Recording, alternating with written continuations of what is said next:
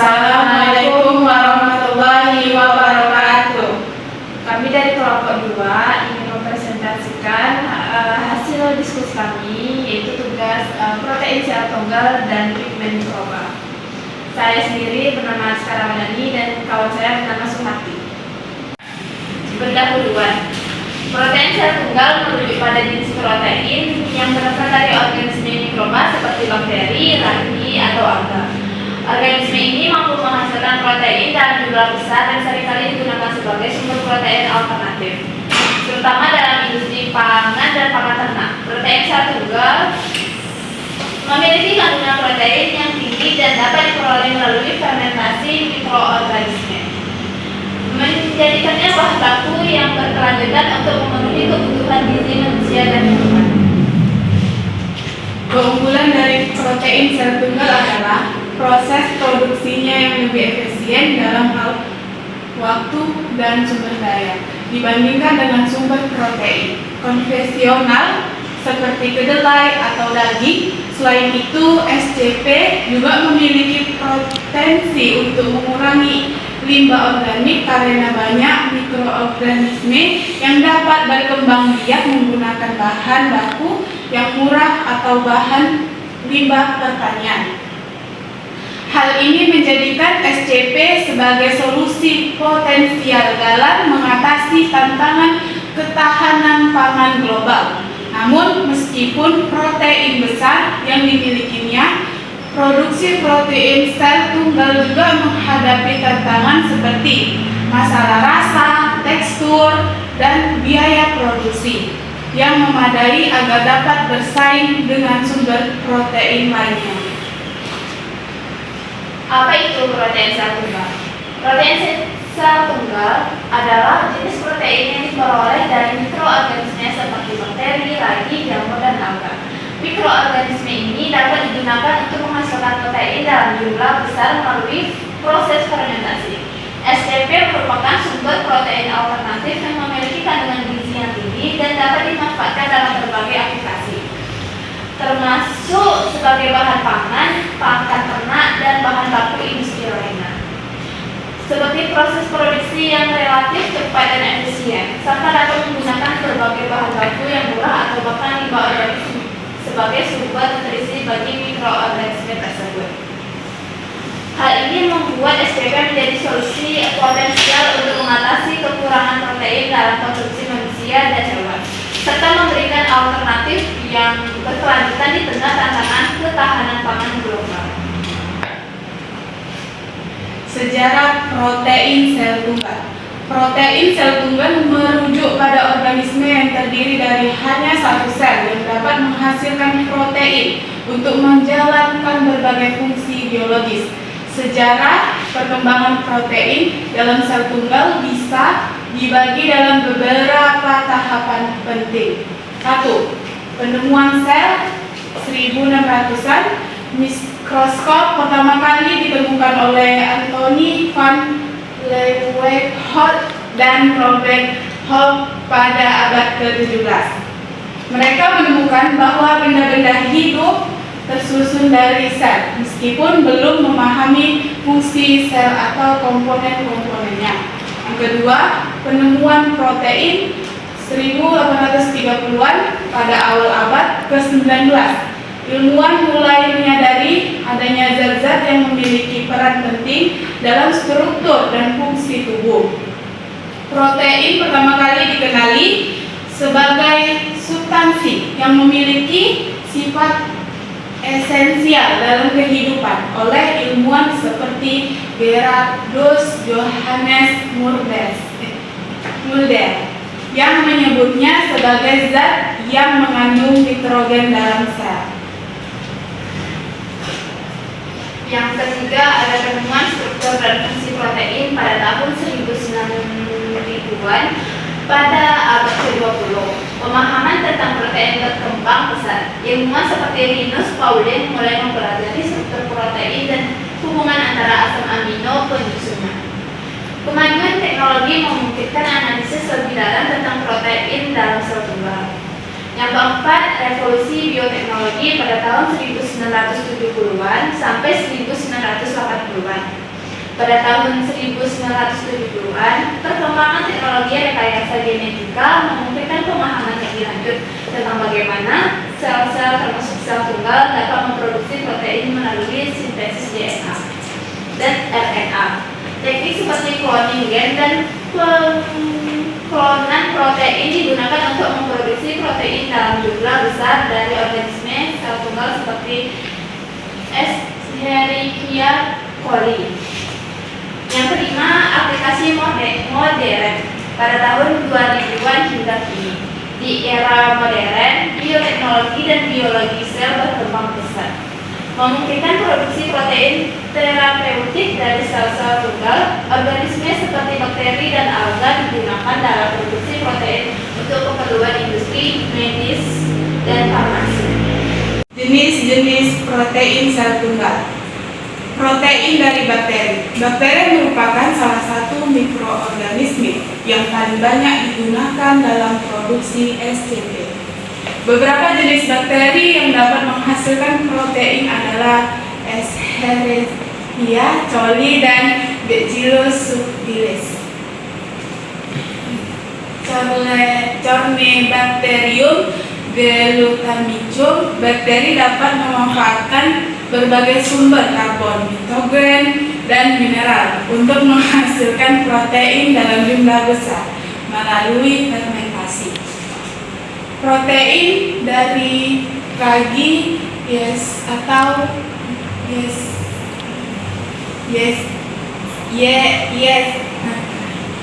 ragi khususnya jenis Saccharomyces cerevisiae adalah salah satu sumber SCP yang paling umum digunakan dalam industri pangan dan pakan ternak. Ragi memiliki kemampuan untuk berkembang biak dengan cepat dan menghasilkan protein yang kaya akan asam amino esensial, vitamin, dan mineral.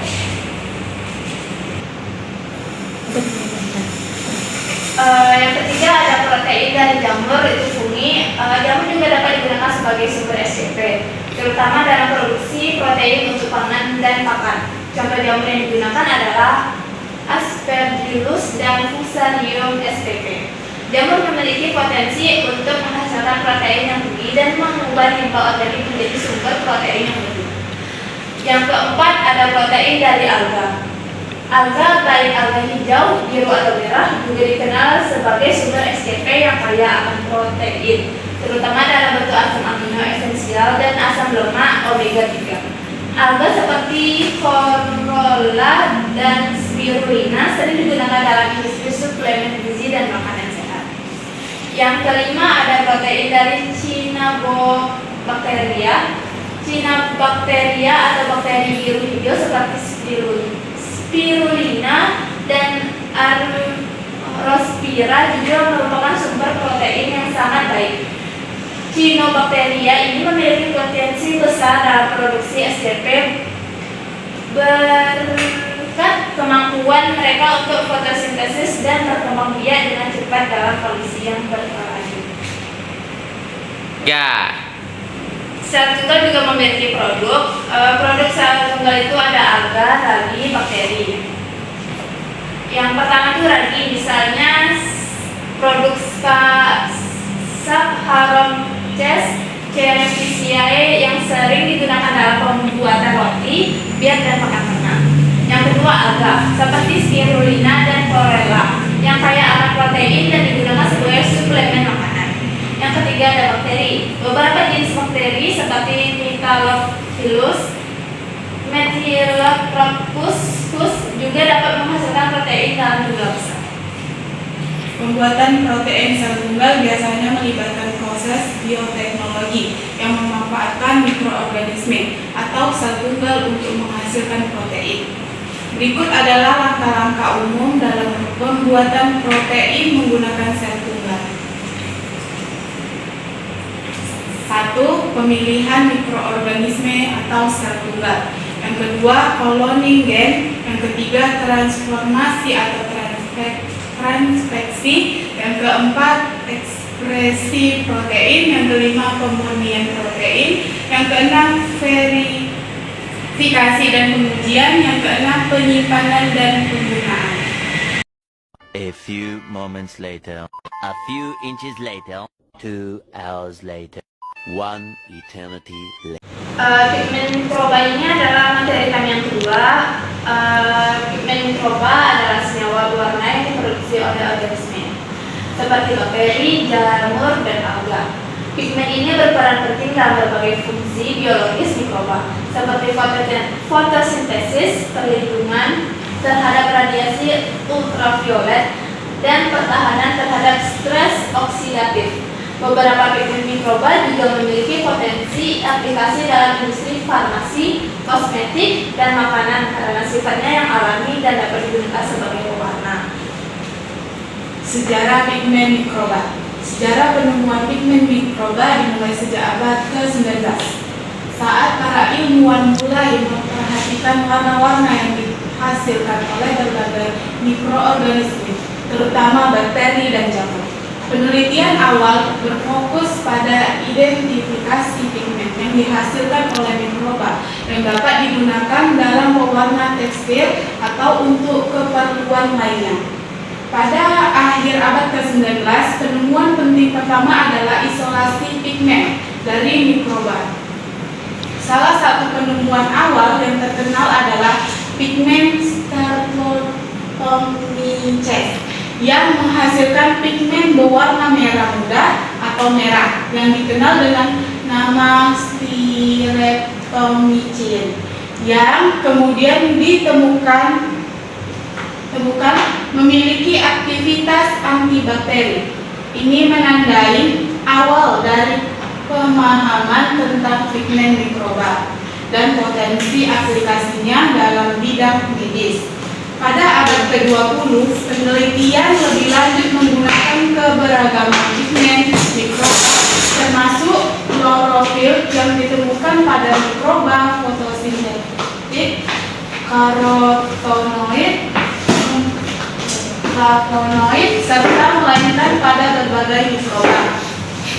Penelitian juga mengarah pada pemahaman bahwa pigmen mikroba memiliki peran biologis yang sangat penting seperti dalam proses fotosintesis, perlindungan dari radiasi UV, dan sebagai antioksidan untuk melindungi mikroba dari stres lingkungan.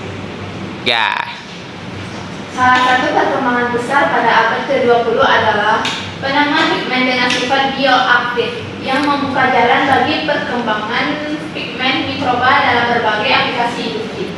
Misalnya pigmen alami seperti astaxanthin ditemukan pada mikroba tertentu, mulai digunakan dalam industri pangan dan kosmetik sebagai pewarna alami yang aman.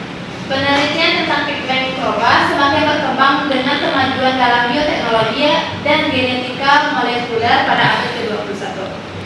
Penelitian ini tidak hanya berfokus pada pigmen yang ada, tapi juga mencakup rekayasa mikroba untuk menghasilkan pigmen tertentu yang dibutuhkan dalam berbagai aplikasi seperti pewarna makanan dan kosmetik yang lebih ramah lingkungan.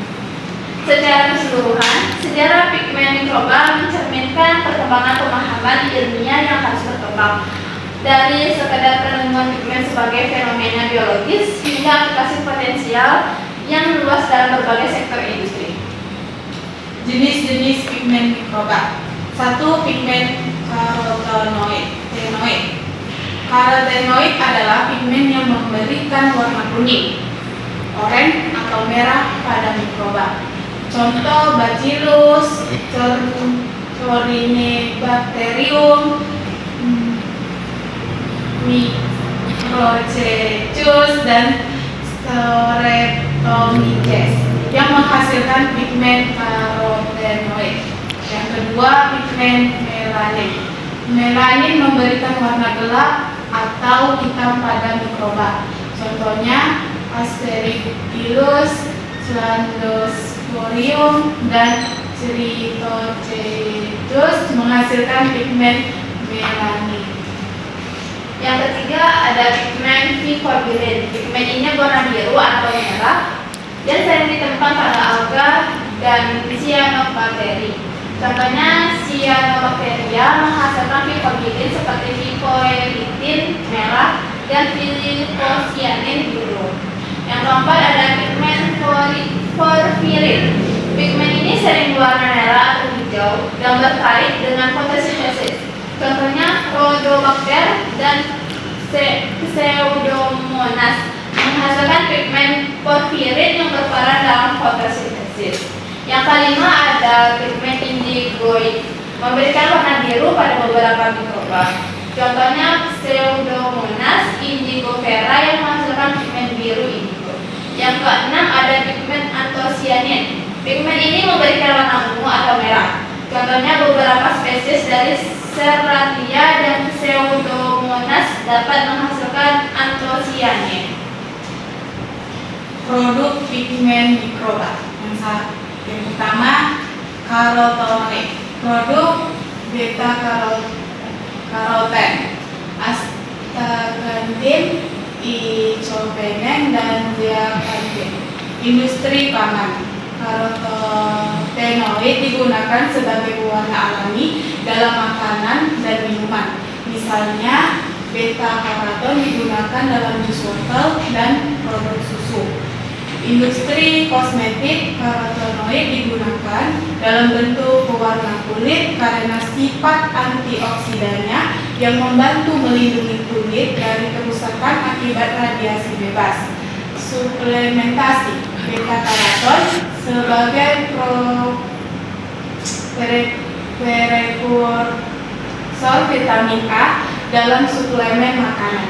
Yang kedua, melanin. Produk melanin yang diproduksi oleh mikroba seperti Aspergillus dan Streptococcus. Industri kosmetik,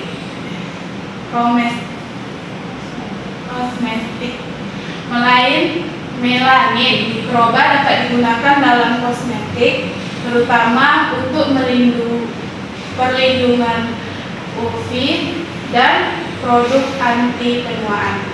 Medis, melanin digunakan dalam penelitian medis untuk aplikasi terkait dalam terapi kanker atau sebagai agen pelindung terhadap sinar ultraviolet. Tiga produk pigmen mikrobanya ada ficobilin, produknya ficoelitin dan ficocyanin yang dihasilkan oleh Cyanobacteria. Industri farmasi, ficobilin digunakan dalam penelitian sebagai pewarna fluorescent untuk analisis seluler dan imunologi. Pangan dan kosmetik digunakan sebagai pewarna alami dalam produk makanan dan kosmetik. Yang keempat, indigo. Produknya indigo biru yang dapat diproduksi oleh mikroba seperti Pseudomonas.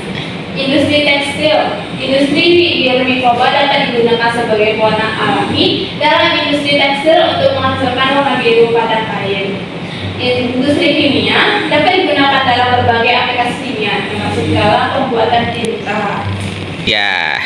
Yang kelima, antosianin. Produknya antosianin yang memberikan warna merah, ungu atau biru pada beberapa mikroba seperti Serratia. Industri pangannya itu digunakan sebagai pewarna alami dalam produk makanan, misalnya dalam minuman, selai, dan makanan penutup.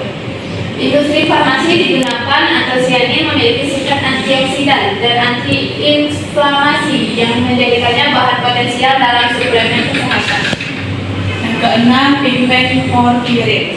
Produk porfirin seperti klorofil dan derivatnya. Industri energi digunakan dalam aplikasi fotovoltaik atau sebagai bagian dari sistem fotosintetik buatan. Industri farmasi, protein digunakan dalam terapi fotodinamik untuk pengobatan kanker dan penyakit lainnya. Pembuatan produk mikroba yang pertama pemilihan mikroorganisme, yang kedua persiapan media kultur, yang ketiga inokulasi, yang keempat ada fermentasi, yang kelima ekstraksi pigmen, yang keenam purifikasi, dan yang ketujuh adalah pengeringan dan pengemasan. Sekian presentasi kami. Jika ada kesalahan, mohon maaf. Wabillahi taufiq wal hidayah. Wassalamualaikum Assalamualaikum warahmatullahi wabarakatuh. Waalaikumsalam.